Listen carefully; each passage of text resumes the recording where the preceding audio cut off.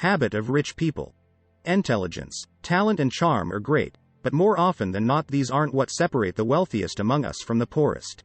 Instead, the differences are in our daily habits. Do you realize that these subconscious, second-nature activities make up 40% of our waking hours? That means that 2 out of every 5 minutes, all day and every day, we operate on autopilot. It's true. Habits are neural pathways stored in the basal ganglia, a golf ball-sized mass of tissue right in the center of our brains, in the limbic system. This neural fast lane saves the brain energy. When a habit is formed and stored in this region, the parts of the brain involved in deeper decision-making cease to participate in the activity. However, we all know there are good habits and bad habits. I spent years studying the difference between the habits of our country's rich and poor, questioning hundreds of individuals. On the rich side, these were people with annual gross income north of $160,000 and net liquid assets of $3.2 million or more. I defined the lesser off as those with gross income of $35,000 or less and no more than $5,000 in liquid assets. When I was done, I analyzed the results of my research and boiled down the responses to create a picture of what allows the wealthy to prosper where others do not. My ensuing book became a sort of instruction manual for how to become wealthy. The gulf between rich habits and poverty habits is staggering. If you're well off already, chances are you already adhere to most of these rich habits. Integrating the ones you've neglected will push you further. But be assured, if you're doing fine now without minding these money principles, it'll catch up to you.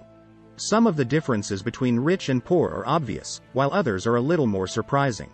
Here are the most important rich habits you can take up to reach and maintain your wealth potential. Live within your means. Wealthy people avoid overspending by paying their future selves first. They save 20% of their net income and live on the remaining 80%. Among those who are struggling financially, almost all are living above their means. They spend more than they earn, and their debt is overwhelming them. If you want to end your financial struggles, you need to make a habit of saving and budgeting what you spend. Here are some sensible ways to budget your monthly net pay. 1. Spend no more than 25% on housing, no matter if you own or rent. 2. Spend no more than 15% on food. 3. Limit entertainment, bars, movies, miniature golf, whatever, to no more than 10% of your spending. 3. Vacations should account for no more than 5% of your annual net pay.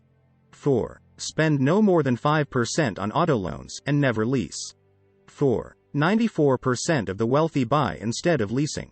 4. These folks keep their cars until the wheels fall off, taking great care along the way so that they save money in the long run. 5. Stay away from accumulating credit card debt. 5. If you are doing this, it's a clear sign that you need to cut back somewhere. 6. Think of savings and investments as two completely different things. 6. You should never lose money on your savings. 6. Try to stash 6 months of living expenses in an emergency fund in case you lose your job or your business goes belly up. 7. Contribute as much as you can afford to a retirement plan. 7. If you work for a company that matches your contributions up to a certain percentage, great. 7. Always take that free money when you can get it. Don't gamble. Talk about a sucker bet.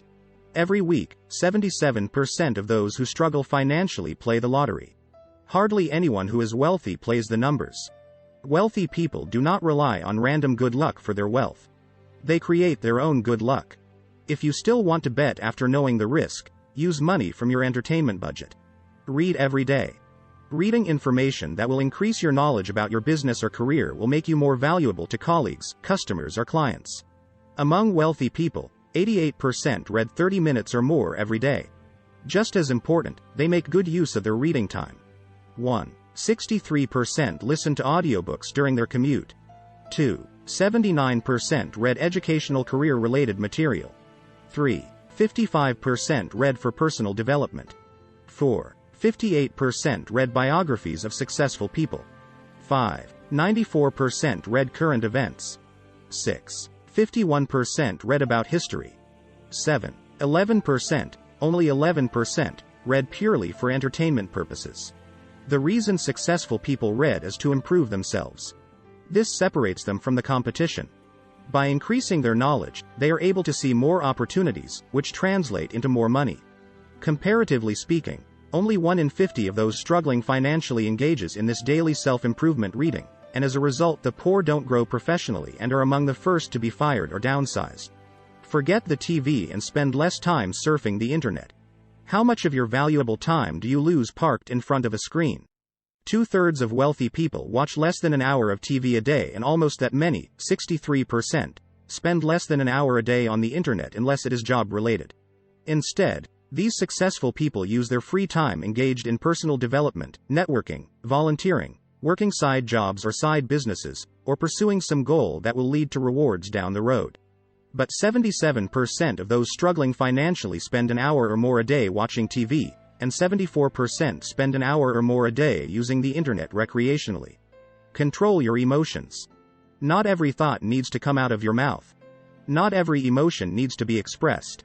When you say whatever is on your mind, you risk hurting others.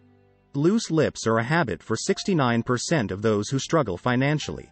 Conversely, 94% of wealthy people filter their emotions. They understand that letting emotions control them can destroy relationships at work and at home. Wait to say what's on your mind until you're calm and have had time to look at the situation objectively. Fear is perhaps the most important negative emotion to control. Any change, even positive changes such as marriage or a promotion, can prompt feelings of fear. Wealthy people have conditioned their minds to overcome these thoughts, while those who struggle financially give in to fear and allow it to hold them back. Whether you fear change, making mistakes, taking risks, or simply failure, conquering these emotions is about leaning in just a little until you build up confidence. It's amazing how much confidence helps. Network and volunteer regularly. You'll build valuable relationships that can result in more customers or clients, or help you land a better job if you spend time pressing the flesh and giving back in your community. Almost 3/4 of wealthy people network and volunteer a minimum of 5 hours a month. Among those struggling financially, only 1 in 10 does this. One perk of volunteering is the company you'll keep. Very often the boards and committees of nonprofits are made up of wealthy, successful people. Developing personal relationships with these folks will often result in future business relationships. Go above and beyond in work and business. Unsuccessful people have "it's not in my job description" syndrome. Consequently, they are never given more responsibility, and their wages grow very little from year to year, if they keep their jobs at all. Wealthy individuals, on the other hand, make themselves invaluable to their employers or customers, writing articles related to their industry, speaking at industry events, and networking. Successful people work hard to achieve the mutual goals of their employers or their businesses. 8. Set goals, not wishes. You cannot control the outcome of a wish, but you can control the outcome of a goal. Every year, 70% of the wealthy pursue at least one major goal. Only 3% of those struggling to make ends meet do this. Avoid procrastination. Successful people understand that procrastination impairs quality, creates dissatisfied employers, customers, or clients, and damages other non-business relationships. Here are 5 strategies that will help you avoid procrastination. 1. Create daily to-do lists. 1. These are your daily goals.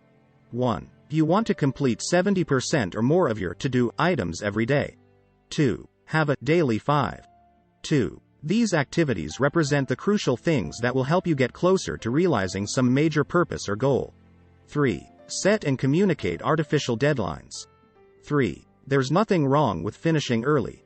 4. Have accountability partners. 4. These are people you team with to pursue a big goal. 4. Communicate with them at least every week, and make sure they hold your feet to the fire. 5. Say a "do it now" affirmation. 5. This is a self-nagging technique. 5. Repeat the words "do it now" over and over again until you begin a task or project. Talk less and listen more. A 5-to-1 ratio is about right. You should listen to others 5 minutes for every 1 minute that you speak. Wealthy people are good communicators because they are good listeners. They understand that you can learn and educate yourself only by listening to what other people have to say. The more you learn about your relationships, the more you can help them.